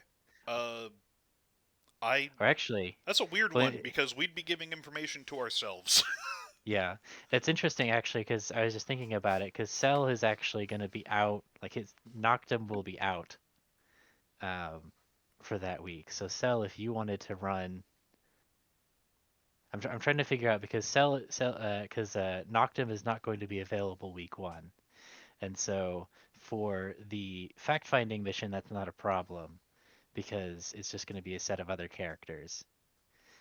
So for the dwarven weapon side quest, it would be the option of either Cell if you had an idea and you wanted to run that, and then I would run like an NPC as a temporary PC, or um, This is I for would run it. info and Bateau. No, this would be for the Elijah's uh, the getting supplies for the dwarves to upgrade his weapon. Oh, okay. Um, You want to send so me any notes, or is it just like I need the special MacGuffins to make sword sharper? You must get the spinal fluid from an elder brain. But where would I ever find that? When have I ever seen an elder brain with a spine? yeah, I was gonna say, do elder brains have spines? It's Um, not important. yeah, basically, yeah, the MacGuffin of you need to get the thing so I can upgrade your weapon, and you could explore if you wanted to. You know where I would love that to be? The dwarven place in Mire Noctum. Yeah, that was my thought too. Pretty far. Um, You could go there. Could get Sembra to like fly us there and shit. All our yeah, spell slots are being used on making stone walls. She Well, might be just have busy. her fly over, pick us up, fly us there, fly like that's just a couple Also, days. Noctum's not there, so you guys will have to find a way to get to Kembra and then get to the dwarf place. Aerith sending Kembra, fly to us, fly us there, fly us back. She goes back to Noctum. That's like 4 days. Well, that's half the week down. Yeah. I think that's sufficient, Thur. Unless you want to do a bunch of overland travel. I think that I'm fine with that. It's supposed to be contained in a week, so Yeah. Yep. I think we should probably try to keep at least 2 of those 3 last weeks open for like off weeks for people to be able to do their own stuff. Okay. I think we've planned sufficiently because things are going to happen for the back end regardless. Yeah. Um I mean, I things will change. You guys will find out things. You guys, the defenders will react. Pieces will be in motion. You will need time to adjust your plans as things happen. Yeah. is So yeah, uh, so is the here dwarf place going to be a twofer? Since I know persistence needs to go down there for this sword thing too. I think persistence needs to go to the other dwarf place. you said Okay, I both. just remember Oh, the I said mission. both. You Yeah, said both. I'm just yeah. trying to So he remember the does too. mission. Yeah. You said So both it's a and it pretty was to hot like place. restore them for the dwarf, like it was a cultural thing, like a cultural show of good faith. Yeah. Somehow they're pretty vague about it. Well, it's theirs, and if you win it back for them, then they would owe you a favor. Okay. Well, I don't know how to get it back to them is the problem. It's in the middle of a fucking swamp. Well, presumably it's infested with monsters of some kind. Yeah, but even if we clear out the monsters, how are we going to get there? Their legs are so little.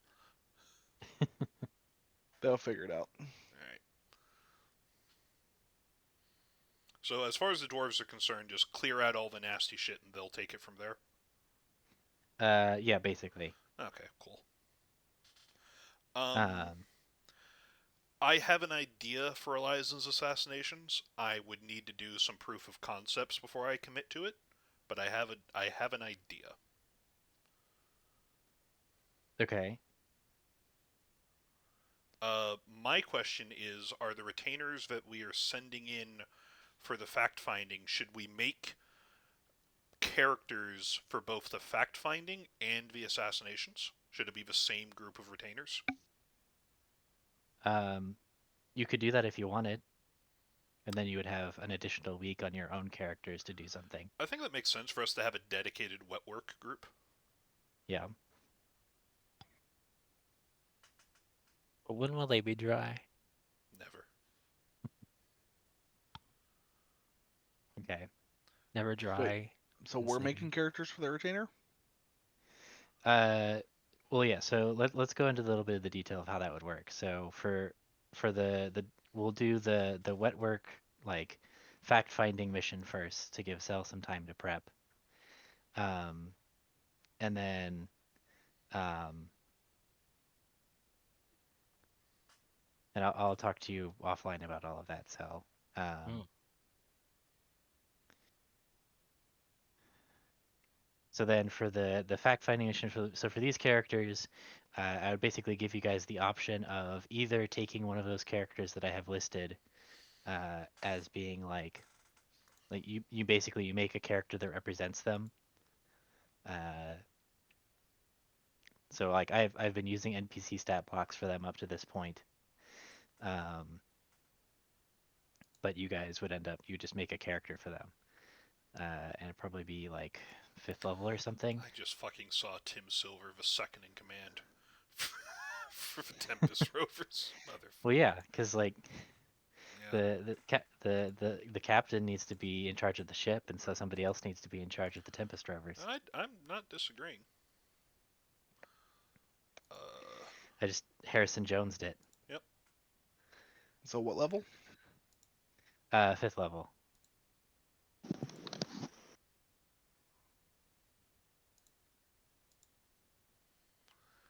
So who realistically of these units that are already made would be the ones going in? Of the NPCs, you mean? Yeah. That is a good question. So, like I said, you could either have it be them, or you could potentially make up your own if you wanted. Kuzco, Agent Meh. Onyx is on this list if you want to do another Dragonborn and not not branch out to anything new whatsoever. That.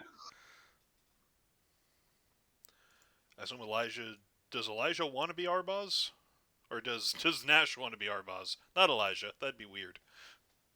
Well, our boss Um, is level 8 currently. So he won't be able to come along. If it needs to be level 5, our boss is beyond leveled. Perfect, overpowered, just as he should be. I mean, That- hey, that- if you're okay with me pulling a level 8 into a level 5 party, I'm not gonna say no. Yes. So to that Thur. just means that the CR is gonna go up. I'm thinking about it. I mean, he's probably who you would put in charge of this mission, right? But he can also be the NPC, like, handler. Yeah, that works. Yeah. Okay, let's do that just to preserve the mechanics and the versatility, and the lore. Yeah. So he's our NPC handler. So what are the other pre-built options, or like options that I can build? Alright, so looking at ones that would make sense for an infiltration thing. Yep. Elder Ileana Aramoira, the swamp druid leader of the Swamp Hunters. Robert Hatt, the leader of the rebel longbowmen. God, I don't think pirates are stealthy. Tim Silver, the second in command of the Tempest Rovers. Conan style would be Vogue Wraith, who's just the warrior of the Wraith tribe. I don't think that Sven's particularly stealthy. I don't know how you make him into player. Yeah, you can just make a wizard. Just have no hands. Yeah. Izuli the Witch, female half-elf, can probably do, like, shadow magic and shit. The various Dragonborn, but the most obvious being Agent Onyx, the guy who was in Mournfells before we even showed up. and helped us, do stuff. None of the Via Plunge people. Godwin probably wants to get off his ass and do something. I'm not sure if we trust him to go back in, but he's there. Jacoby the gardener, probably not. He has never been. He has not been trained in stealth. So yeah, and that would prove to just be problematic to send him into Bateau. Well, I'm just listing off literally anyone. I know. Let's see. Probably not Laura Enzo. She doesn't seem stealthy. The dwarf, probably not. The tailor, he's too precious of a resource to risk on this mission. Hobgood Song, the chef, probably not. Another Dragonborn. Where are we seeing this list? This is in the journal tab. These are NPCs and Kaime. Orkgut is that one orc. Is Orkgut still here, or did he go back? He's still hanging around. He's still with hanging us. around. Imagine he wouldn't be on the list if he died. Yeah, I would have moved him to historical. I don't mean died. I meant, did he come back with us, and then did he piss off somewhere? That was He did my not question. piss off anywhere. Okay. No. Not die. I know he didn't die. Yeah, those are the ones that come to mind as like stealthy. Like, I don't think we'd put Bozo in there. And I don't. Foolish thinking. You should. We can put one of the reporters in there.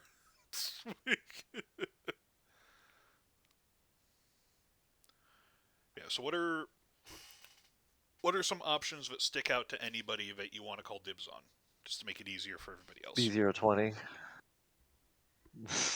Okay. What's the archer's name? The rebel longbowman guy. Robert Hat. No. What's the swamp hunter's name then? Elder. Like him. I can't pronounce it. They're a druid. Okay. How do I find her? Liliana Aramoira. I don't think we can see any stat sheets that Thur put on them if he did. So we would just make a level 5 druid, I imagine. Yep, that would be how it goes. Do they have to be a druid though? Not necessarily. You can- Something naturey. If I'm willing to let you stretch it. Ranger or druid was where I was thinking. Yeah. you can also Something nature though, yeah. they don't have to be specifically this person. They can be just like a person who distinguished themselves in the last battle and is being promoted. Yes, you could make them a member of the Swamp Hunter unit that you guys have. Cool. Probably named like Tizid or something. Joshua. But just Tiz. Tiz the Gloomstalker. Yeah. I'm so gloomy. Never played a ranger before. Sounds like fun. Okay. So Oh gods, I don't want to do a Tim Curry accent. I don't think I can do a Tim Curry voice. I'm going to be honest. I don't think you can either. Practice. Wait, are the Blanc cards still valid, or should those be taken off? the which cards? Gabriel and Juliana, aren't they on the Oh, ship? Yeah, they're not really possible PCs anymore. Unless they snuck off the ship. It's like, I want Right. to fight. I'm level 5 now. Because Tim Silver as a swashbuckler rogue makes some amount of sense for this kind of mission. You can do a Kermit voice. He's the captain. He's gone. I could do a Kermit voice, but this is not. Well, it This could- is it could not be a his picture nephew. of Kermit. This is a picture of Tim Curry. I'm Curry doing a Kermit impression. About it.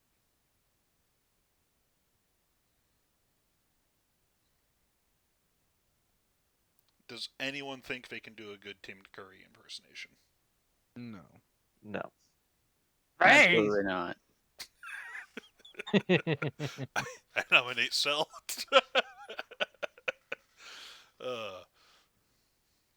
He will escape to the one place uncorrupted by capitalism.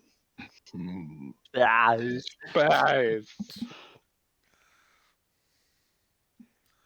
Okay, so far we've got just Tiz the Ranger, who Nash is gonna play as. I Yeah. regret. I We have- regret that stupid joke that's gonna linger. We have Agent Onyx, yeah, You want to be Agent Onyx? because we haven't had time for the other people from the UDC to show up, right? I mean, not very many. Because I can wait on that. Because my other thing was going to be a Kobold. Because I can Yeah. do Agent Onyx too, but I think Agent Onyx definitely, if we're sending in a fact-finding infiltration thing, that's literally their job. It makes sense to me. So that's why I was going to take it. If you are okay with that. Yep. I just don't want you to be typecast, which is I am entirely fine with this. I mean, these are my guys for this campaign. The world, however you want to look at it.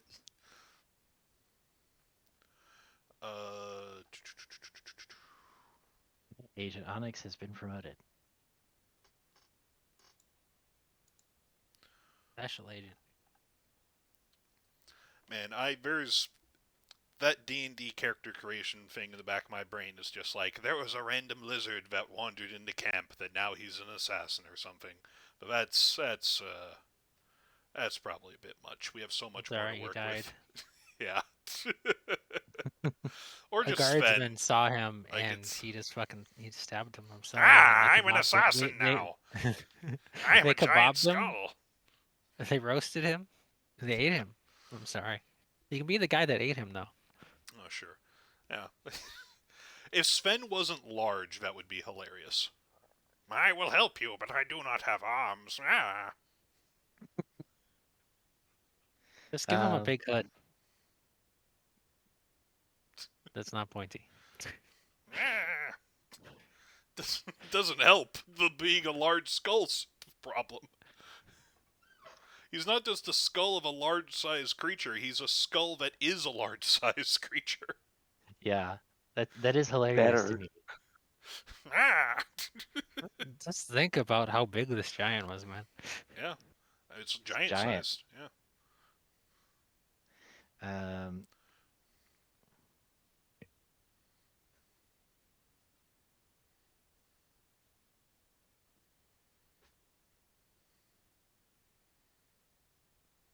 Well, besides poor Aerith, what else?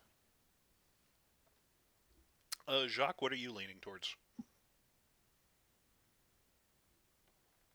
Or did you already? With Did you who we already want say? to play as? Yeah. Yeah. Did you really want to do Be- Bozo? B020, yeah. Okay. Okay. Did he B020 get is to getting keep his promoted. helm of teleportation? I. No, that was B010. That's Bolo. Oh, okay. Yeah. I will say, I'm I not mean, sure. he would just be what? A Warforged, what, artificer? Warforged artillerist artificer. Oh, artillery. Okay. 'Cause I was Sounds gonna say, amazing. Sounds perfect. if they were an armor artificer, then just infiltrator suit and you're good. I mean, you could probably stretch it. You could be an infiltrator. Just if we're building purposely stealthy characters, Yeah, that makes sense. Yeah. I have a picture of a Titan as his is what he looks like. Yeah. But it's a small maneuverable Titan. Right. It's a sport Titan. Okay. So let's see. So that leaves Cell and Lev. You guys need to decide who you want to play as. Oh, I thought I gotta be forced into being Tim Curry or something. If you would like to. Which one's Tim Curry? It's Tim Silver. He's the pirate. Yeah, I I just didn't see him on the list. Tim Let's see here. Silver. Here, he's under army commanders. I'll show you. Oh, beautiful. Oh, God.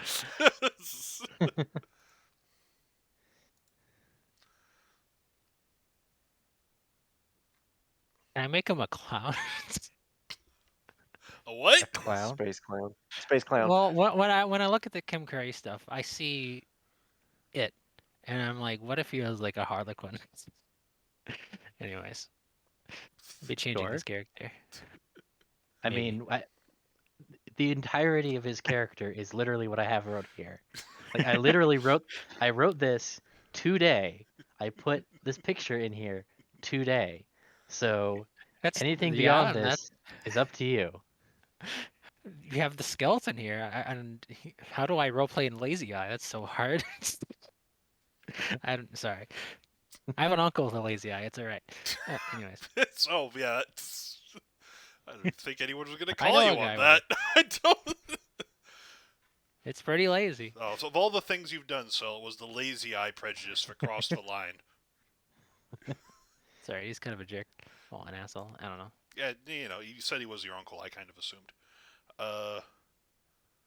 Man, Yeah, I probably. know we can't do Sven because Sven is too big. I kind of want to play just like a smaller flame skull as a wizard, but I'm not sure if Thur is fine with a I flying think I'd allow character it. with no hands or body.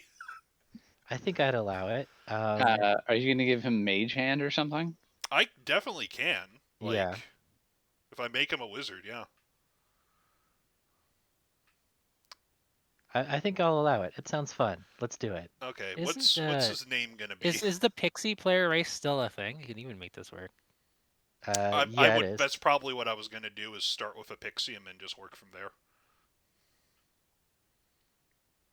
Yeah, a fairy, I think, because you can be small sized. Yeah.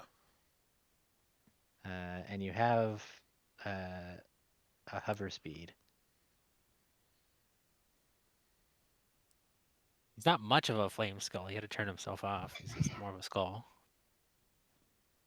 Well, I'm probably Yeah. gonna be like an evocation wizard or something. I'm not. It's a stealth mission, and it's hard to miss the flaming skull. Ah! He's like got a little lantern with a hood. Is that my Right. full plate armor? Is just a lantern? Yeah. This is Well, cumbersome. Ah! the fairy race specifically says you can't fly if you've got medium or heavy armor on. I know. Ah, take me out of the lantern. Ah! If I'm in the lantern, people can just carry me around, and then for combat, I just may open the door. You just open it up and out you come. Yeah. Ooh, oh man. Who's someone What that level are these wet workers gonna be? They're gonna be 5th level. 5th level. Okay. Now is Tim Silver more? I guess he can be a bard or a rogue. I'm just imagining. Swashbuckler can be Rogue makes the swashbuckling. most sense to me, but you can do whatever. I know there's also like the blade druid or whatever, or not druid, bard. Blade Bard. Okay, Tim Silver is getting promoted.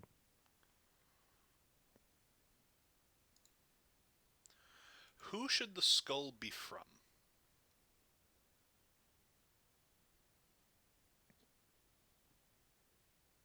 The mares. Shows up. Don't think about it too much. There's Mayor Martin Chapuis. That's That true. mare too. Yeah. That I could be just fun. don't know why he'd be working with us. I mean, he's dead now. Yeah. You don't think he has a choice. He's bound by hell. You can make any character you want work. I just don't think we would send the bound skull of the former mayor of Kaimei On the It could be stealth one mission? of the orcs. on the One of the stealth orcs that died. Yeah, I Just was. basic starter armor, I'm guessing. Yeah. Yeah, no magic items or anything, just basic equipment. Unfortunately, the only one of our allies who's died is the orc monk, and that does not fit the personality concept I have. I mean, we had the whole orc squad die. Yeah.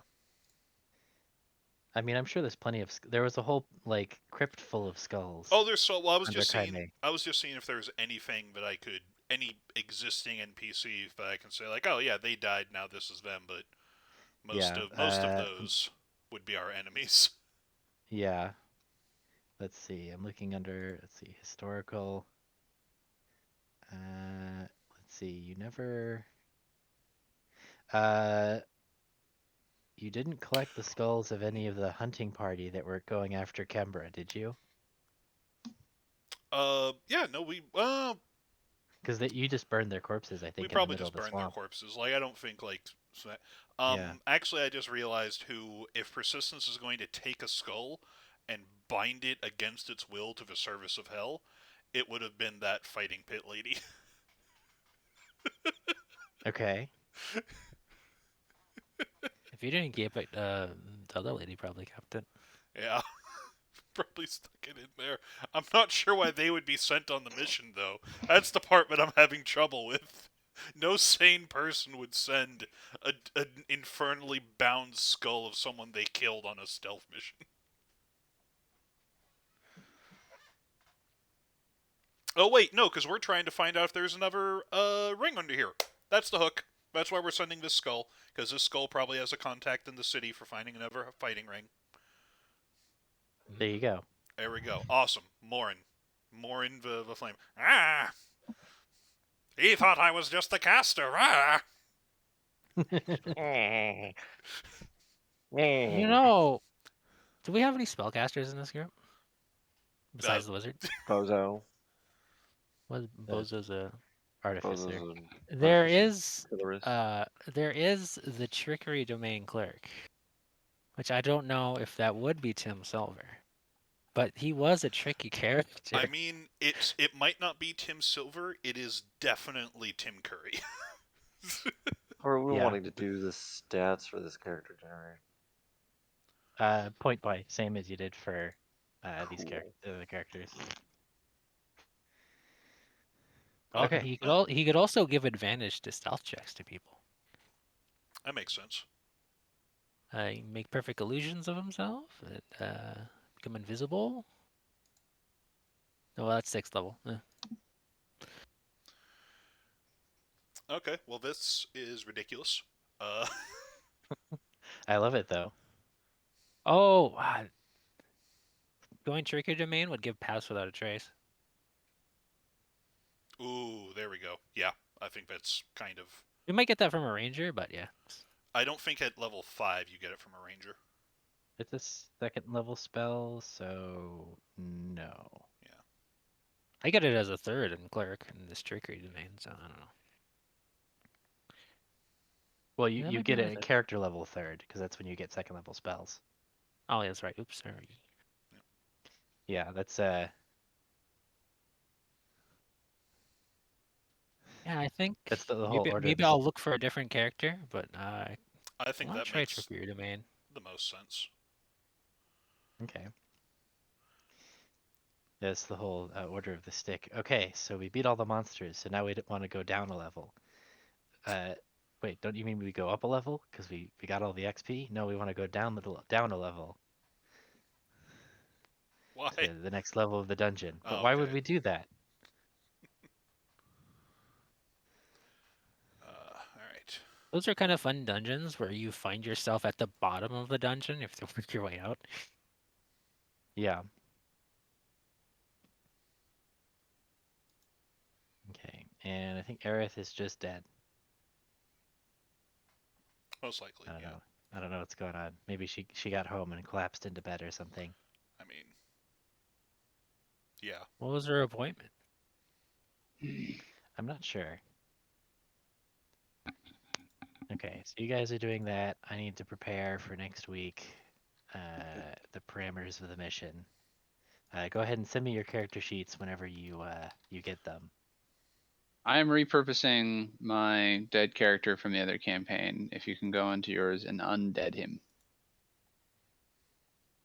Oh, in you mean Captain Shadow? Shadowman, yeah. Shadowmane? He was already mostly there. Yeah. I figured it was a good pick. Nope, that is. speed. Walking speed is 30, and I have a So most flying of the speed. possible PCs should be in the NPCs list, right? I just have it at the top level, but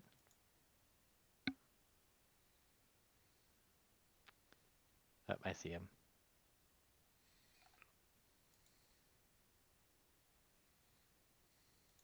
This is the second level 5 wizard I'm making this week. If you had a nickel, you'd have 2 nickels, which isn't a lot, but it's 2, which is weird. Yep.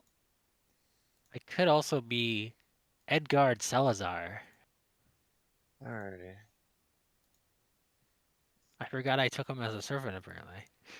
Why am I doing a wizard? There's a Pact of the Fiend Warlock I can do. What am I doing? I'm a flame skull.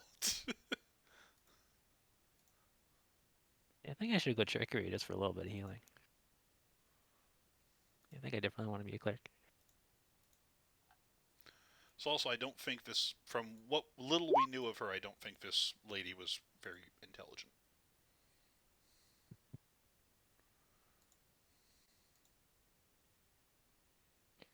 She kicked your ass, though. I didn't say she was Look at weak. Just not intelligent. I'm gonna Besides, be. you only want her for I'm one thing. gonna be a hexblade flame skull. No. You know what? Yeah, she would probably be more charismatic. She loved led a fighting pit. You don't do that when you're a wizard. A wizard into sports? That'd be crazy. Third.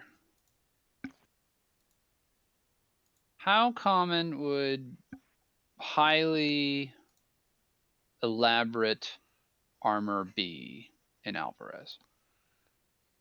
Pretty common, and the force that was sent against you literally had a power that they used called resplendent armor. Mm-hmm. So you have access to a lot of it.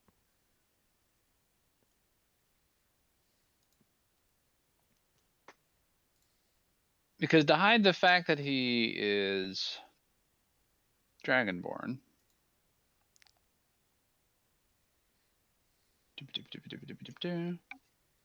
I was considering using this as the image art for Agent Onyx. Yeah, that could potentially work. All right. I'll do that then.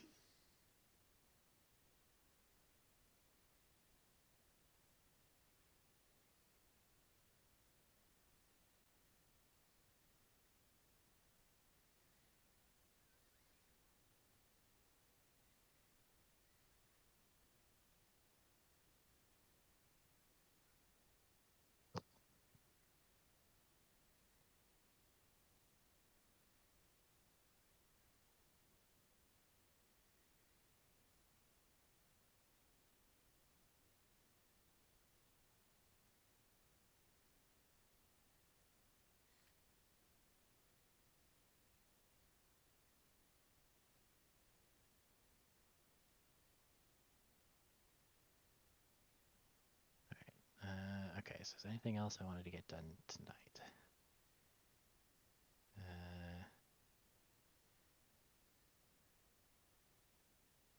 don't think so. So you guys are gonna march off to Bateau. Mm-hmm. And we will arrive and have the initial banter and start off the siege next week. And then start It's with just the those infiltration Frenchmen mission. from Holy Grail. Now go away or I shall taunt you a second time. Wait, whoops. This is not. Okay, Yeah. so I think that'll be just that'll be a slightly short session, but we've gotten some good work done. Yes. Absolutely. I agree. So the next Here- 4 weeks figured out. Oh, so here's my question for everybody. We're using them for fact finding and for assassinations. I'm gonna make a fiend warlock. Do I go for agonizing blast, or do I Yes. go for like devil sight, pact of like the read, see all things, read all language? Eyes of Devil Sight and Eyes of the Runekeeper. Yeah, because the alternative is I can also That's build to be dispersion. a pact of the chain and have an imp that I can see and talk through, so we can have two different. We can have an invisible scout, and I can also do the investment of the chain master, which gives it like I can command it to attack as a bonus action. Its weapon attacks are considered magical. Its save DC is equal to my spell DC. Like I think the poison from the imp is actually pretty potent. Yeah.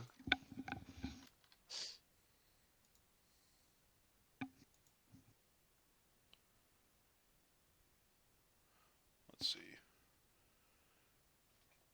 Yeah, it's 3d6 poison damage on a failed save, and the thing makes it so that its poison save is my spell save.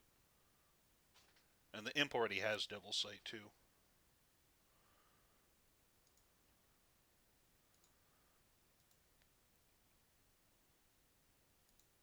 Gonna go Eyes of the Runekeeper, Voice of the Chain Master, and Investment of the Chain Master. I think that makes the most sense.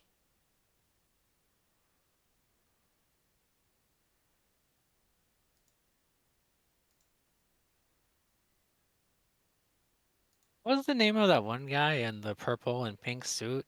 And he was in that show, and he had the funny hair. That what is that show called? That is narrowing it down. Are you thinking of He was in the meme video, and he had the four dudes, and they ran around. What was yeah, that I show know who called? you're talking about. Is it Benny Hill? Lazy Town. Lazy Yeah, Town, that's it. that guy seems like the definition Robbie of a Rott. trickery. Robbie Rotten seems like the definition of a trickery cleric. If you do the clone thing, I don't know. Thinking about it.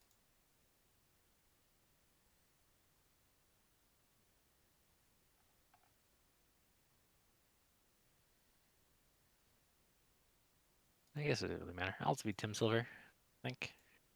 Call it a day.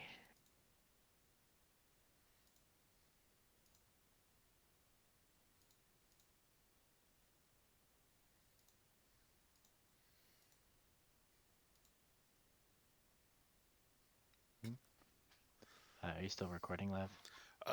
I'm